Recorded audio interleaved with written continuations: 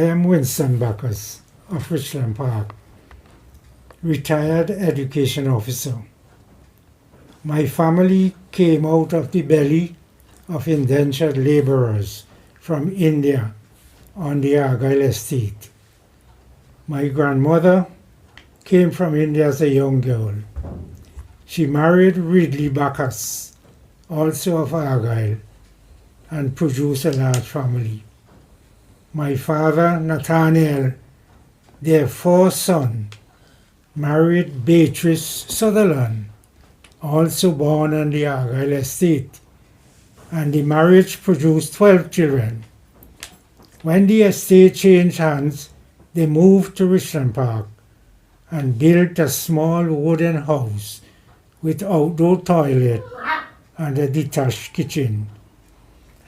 They were very poor, and they eked out a living doing agriculture on a small bit of land they had bought.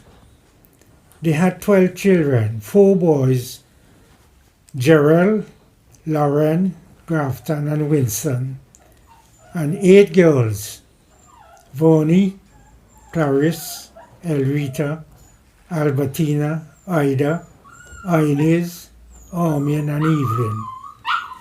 Only 2 boys and 3 girls remain. My father, Nathaniel Bacchus, died in 1988 at the age of 96 years, and my mother died in 1960 at the age of 60 years. On a personal note, I attended the Mariaca Government All-Age Primary School, where I sat the internal primary school education exam and did very well.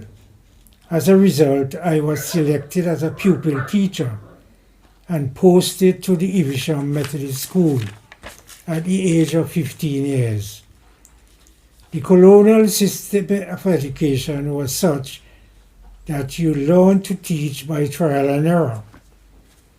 As a grade 1 pupil teacher, I attended the Pupil Teachers Training Center, first in Kingston at the then Richmond Hill Government School, and later at the Stubbs Pupil Teachers Training Center 2 days per week for academic training. I passed the annual exams from grade 1 to grade 2, from grade 2 to grade 3, and was promoted to a student teacher grade to prepare for the external senior Cambridge exam, which I sat and passed in 7 subjects. As a result, I was promoted to a probationary assistant teacher grade for 2 years, and then to the certificated assistant teacher grade after 1 year. I taught in several schools at all levels from kindergarten to seniors at Mariaca Government, Richland Park Government, Belair Government, Belmont Government, and Evesham Methodist School. There was no teachers' college in St. Vincent, but the government sent 1 or 2 senior teachers to the Ardiston Teachers College in Barbados for 2 years. There was a great need for teacher training, and in 1964, the government opened the St. Vincent Teachers Training College, which was housed in the old wooden grammar school building. I was among the first intake of 30 teachers. The principal was a retired Canadian teacher, Mr. E.W. Holmes. I graduated with honors and was appointed head teacher of the Evesham Methodist School. Then I was appointed head of the Stubbs Teachers Training Center, where we prepared teachers for the external senior Cambridge exam. Then I moved to the Bible Methodist School as head teacher, and later to the Wesley Hall Methodist School in Kingstown, which is no more and was converted as the C.W. Prescott Primary School at Richmond Hill. In 1968, I was awarded a Commonwealth Scholarship to the University of the West Indies at the Mona campus in Jamaica, where I completed my degree in education. On my return from UWI, I was appointed education officer with responsibility for supervision of all primary schools in St. Vincent, from Fancy to Union Island. When I visited the Grenadines, I had to travel by a boat called Friendship Rose. It was very scary, especially when crossing the Bacchus Channel. Anyhow, I survived, thanks to God. In 1970, Sir Rupert John was appointed governor of St. Vincent. He was the first native to hold that position.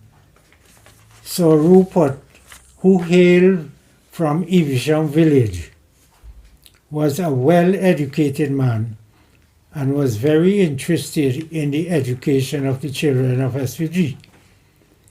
He told the chief education officer that he wanted to visit as many of the primary schools as possible, and I, as education officer, was designated to accompany Sir Rupert on these school visits. We arrived at the school around prayers time and assembly time. After prayers, Sir Rupert would address the entire school for about half an hour. After a few visits, Sir Rupert suggested that he would like to see the children recite a pledge of loyalty to St. Vincent each morning after prayers. He asked me to make up a suitable pledge. So on our next visit, I showed him the pledge which I made up, and he agreed that it was appropriate. This is the school pledge. Land of my birth, I pledge to thee my loyalty and devotion in all I think or speak or do. The Ministry of Education, having given its approval, sent the pledge in a circular to all primary schools, asking teachers to get the students to memorize it and to recite it each morning after prayers. That's how the school pledge was born, created by Education Officer Winston Bacchus.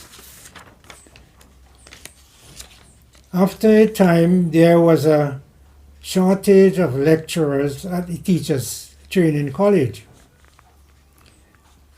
and I was seconded for one academic year as lecturer in Principles of Teaching, Psychology of Teaching, and the Teaching of English. Then I reverted to my substantive position as education officer. When I retired from the service, I had taught in all sections of the primary schools during my 20 years as a teacher and 20 years in administration as education officer. As part of my civic duties, I had to conduct general elections in Mariacor constituency as a returning officer on several occasions. I was appointed a Justice of the Peace and assisted many persons in the preparation of legal documents like application for passport and birth certificate, preparation of will, etc. In recognition of my services in education, I was awarded the MBE, Member of the British Empire, by the Queen, and I went to Buckingham Palace for the installation in 2011. In 1958, I married Paulina Gibson of Fountain and had 5 children, Wendy, Evadne, Karen, Colin, and Andre. This is a synopsis of my life prepared for the Indian Heritage Foundation 2020. But there are many other activities not mentioned in which I was engaged. Winston Bacchus, Richland Park, retired education officer. Wow. That was good. Okay, so you pretty much answered most of the questions I had here. The other things I had to ask you was about your grandparents. You didn't mention your grandparents and those that you were familiar with. Your grandparents, You know much about them? not very much. As I mentioned, I understand my grandmother came from India as a young girl, but I don't have any information about her background. Okay. My grandfather was Ridley Bacchus. He also was, I don't know if he was born on an estate in Argyle or he came from India. I don't have that information, you see. But they got married in Argyle. You say you don't remember any of those Indian names. They weren't really, they didn't mention other than your grandfather. No, I can't recall the names, the Indian names. What about when you were growing up as a youngster? Some of the things you remember about your way of life back then? Well, my parents lived by agriculture, and we had to, as children, we were laborers on the bit of land. They never hired anybody to work because they had so many, it's 12 children they had. Wow. And we had to do the agriculture. We had to mind the goat, the donkey, the cattle, and all the animals. You see. But that was the source of living at that time. And then we have to run off to school down Mespo from Richland Park. On Stony Road. You see, on a Stony Road. That is the kind of life we had. And sometimes you're sick because a lot of diseases were prevalent. Yars and tubo, jigger, and so on. And I had my share of it. That is the kind of life I had. Okay, so most of the family was agriculture based. It was the land. And all my brothers and sisters only had primary school education. You see, I am the only one out of the lot. Well, no, one other sister, she's in England. Who had a secondary education. Okay. And teaching. See? Okay. But they all walk on the lands. You see, until they became older, they married and they move out and so forth and so on. Okay. Remind me of your age before we go further? 85. 85, okay. What would you say is different now when you look at life compared to back then? Well, life in those days, it was very much more social. That is, you were able to move in and out of your family. You play together, you eat together, and everybody loved one another. You never had any this kind of things that going on nowadays. Now, everybody's in the house. You don't hardly see them. You see so much burglar bars around the houses. So everybody is more confined now and selfish, you see, than in those days. Because you would have a mango and you take a bite and you give your other friend a bite, another one a bite, and that sort of thing, you know. You see? So I would say that life in those days was much happier than nowadays. In terms of when you were growing up, you would have had some, sure you'd have had some cherished memories, some things you really remember most about, you know, about growing as a child.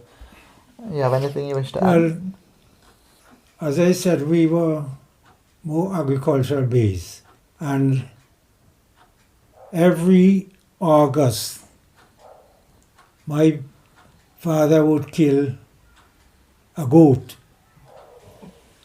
and we would have Portuguese yam and mutton, big pot of mutton and big pot of Portuguese yam and breadfruit and dasheen and so on. Those were happy memories. At Christmas time, we all celebrated Christmas. We didn't have much, but you would get a little whistle. Oh, yeah. The girls would get a little Christmas basket and so forth. And you think that was great, you see, in our time. So those are happy moments, especially as children in a home. We played together. We had our nice time together. You know, we would go out in moonlight and play coop around the village with our cousins and so on, and you know, everybody lived so nice and happy together. You see, but Christmas and August is Emancipation Day. They remember Emancipation Day. You see, and my parents used to have something special for the family on Emancipation Day. All right. Well, in all of that, yes, you had good memories, but there may have been some hardships and some difficult times that you faced. And Yes, those you well, can recall? diseases were very prevalent. And that's one of the things I suffered from because it kept me from school for sometimes for a whole month. You're barefoot, your parents can't buy a soft mash give you. You had to walk on the gravel stone. Whether you like it or not, they send you to school. You see? And I suffered from diseases. I had yars, I had tubo, Wow. I had jigger, And all of that. But still, survive it. I didn't make You wouldn't know those them, things keep me from learning. And I went to school, and I don't boast, but I was a bright student.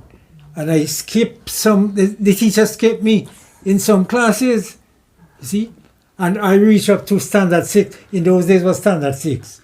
Mm-hmm. Standard 1 to standard 6. Class. Which is now grade 6, See? where there's a grade system now. They have infants. We had the infants or the kindergarten. Classics. And then we have from standard 1 to standard 6 and even to standard 7. And you leave school at 15 years.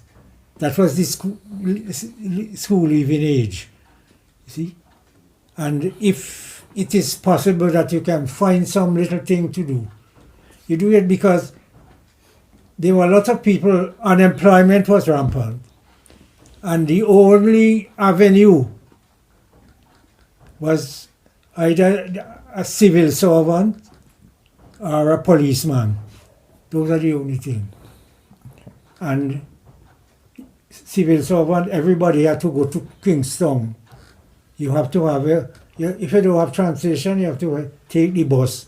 And I didn't like to be any policeman. And I didn't like to I didn't have the wherewithal to go to town.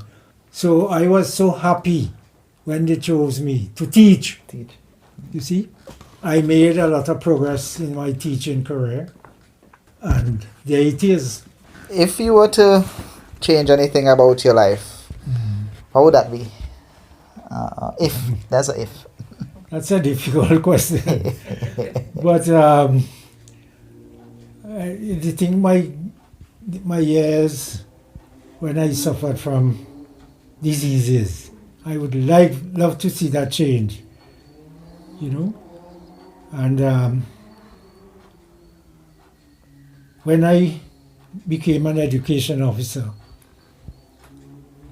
I had a lot of racial slurs That's correct. against me because I was the only Indian person to ever become an education officer.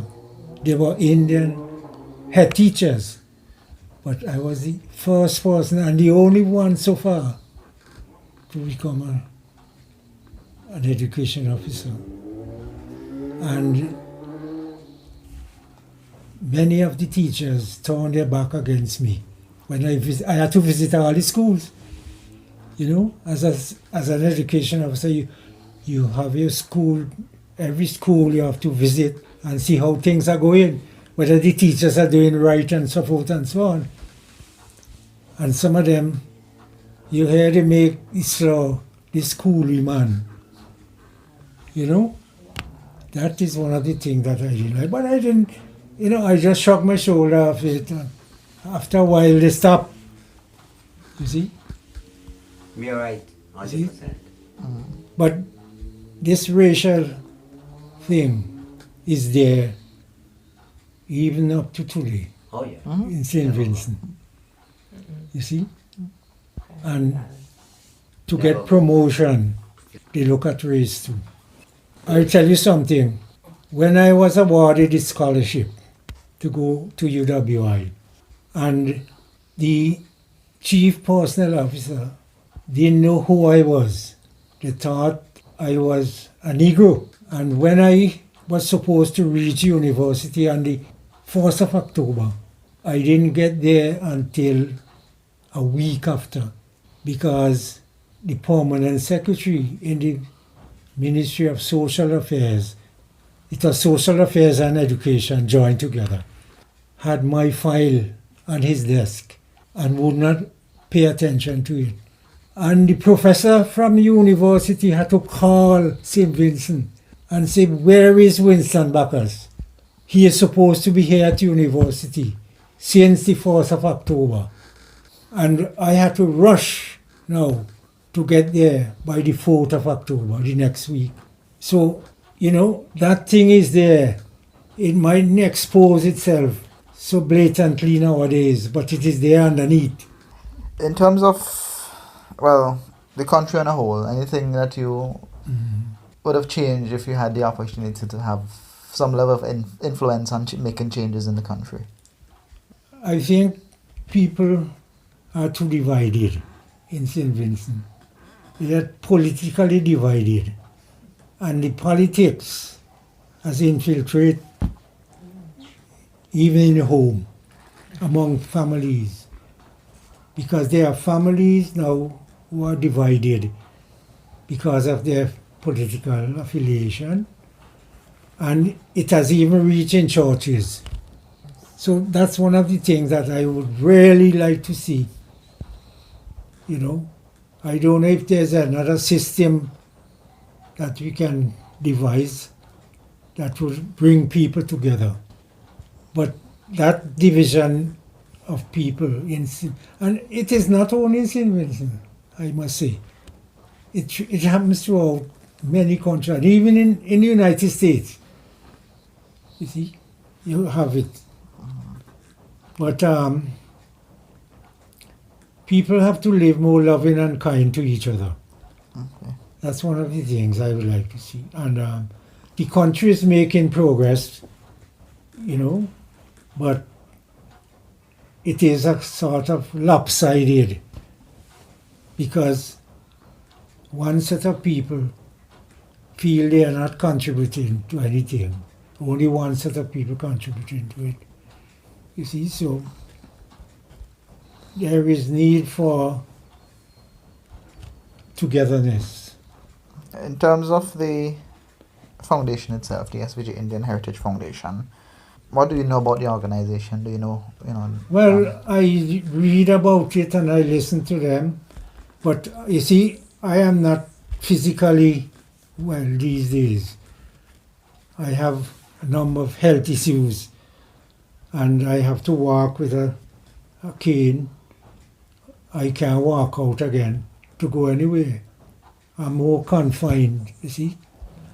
But I usually look at the programs they have and keep in touch with the newspapers. But to be present at the function, I can't make it. Okay. Awesome. You see. What would you like to see the foundation accomplish in its tasks, day-to-day tasks? Well, if India can help a little more, maybe to set up a school or some learning institution in St. Vincent. I mean, India is helping St. Vincent, but these bilateral arrangements, they usually, when they give you some money, they put conditions to it. You can't use it for certain purposes. And India itself has so many poor people, and if they can help St. Vincent and help the Indian Heritage Foundation to maybe set up some school or something of the sort, that might be a good idea. Okay. All right. So I believe that is all. Anything else you'd like to add? I think I have given quite Cover a bit. everything. And as I said, this is only a synopsis of what I have done. Okay. Because there are a lot of other things, civic duties that I have performed. I have connection with churches. I am a local preacher in our church, in Methodist Church. And I do a lot of religious work. I used to teach Sunday school and all those things in church organizations. See, but I can't do them again because I am more or less handicapped now. You see? Okay. But did you enjoy sharing the story and talking to us today? Yes, I wanted to see you especially.